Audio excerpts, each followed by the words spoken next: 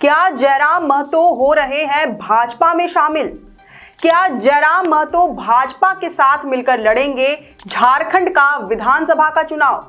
क्या जयराम महतो के भाजपा में शामिल होने से आजसू को हो सकता है बड़ा नुकसान? ऐसी खबरें बीते कुछ दिनों से सुर्खियों में है।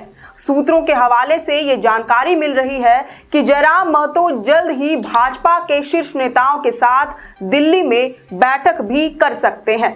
हालांकि इस खबर की अब तक पुष्टि नहीं हुई है, लेकिन अगर ऐसा हुआ तो एनडीए की घटक दल आजसू को बड़ी दिक्कतों का सामना करना पड़ सकता है। बीते दिनों ये खबर आई कि जयराम महतो की पार्टी जेबीकेएसएस को राजनीतिक दल के रूप में मान्यता मिलने के साथ ही एक बड़ी राष्ट्रीय पार्टी से तालमेल कर चुनाव लड़ने का ऑफर मिला है। इसकी जानकारी खुद जयराम महतो ने सिल्ली विधानसभा क्षेत्र में पिछले दिनों एक सार्वजनिक कार्यक्रम के दौरान दी थी। उन्होंने बताया कि एक राष्ट्रीय राजनीतिक दल की ओर से उन्हें ऑफर मिला है। इस दल के संगठन महामंत्री की ओर से उन्हें तालमेल कर 7 से 8 सीटों पर चुनाव लड़ने का ऑफर दिया गया है। इसके एवज में चुनाव प्रचार के लिए हेलीकॉप्टर और अन्य खर्च उपलब्ध कराने का भरोसा भी दिलाया गया है। साथ ही विधानसभा चुनाव में जीत मिलने और सरकार गठन होने पर 2 सदस्यों को मंत्री पद का भी ऑफर दिया गया है।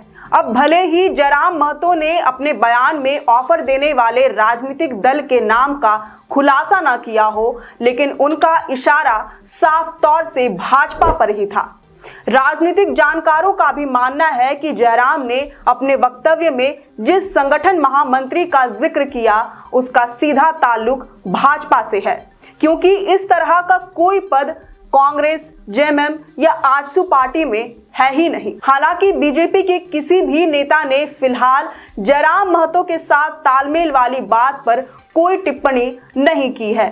भाजपा ने इस पर मुहर भी नहीं लगाया है। हालांकि इन तमाम चर्चाओं के बीच आजसू की टेंशन बढ़ती नजर आ रही है, क्योंकि जयराम महतो के चुनावी मैदान में दावा ठोकने से सबसे बड़ा खतरा आजसू को ही है। दरअसल आजसू और जयराम महतो की पार्टी जेबीकेएसएस कुर्मियों की पार्टी मानी जाती है। दोनों ही कुर्मियों के बीच अच्छी पैठ जमाए हुए हैं। इसका पता हाल ही में संपन्न हुए लोकसभा चुनाव से भी लगाया जा सकता है। आजसू जिसके खाते में मात्र 1 सीट आई, इस पर भी पार्टी ने कुर्मी चेहरे को ही लड़वाया।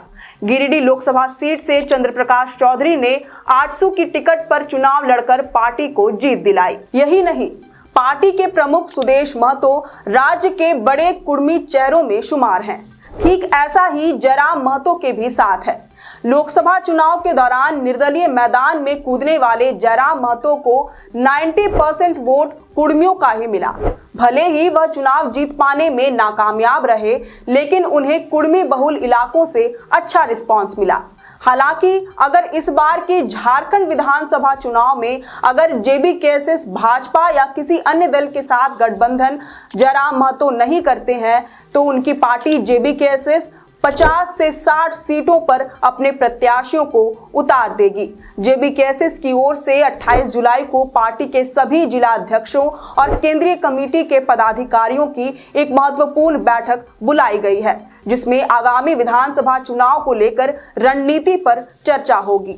बताया जा रहा है कि समान विचारधारा वाले कुछ राजनीतिक दलों के साथ सीटों के तालमेल पर भी विचार हो सकता है।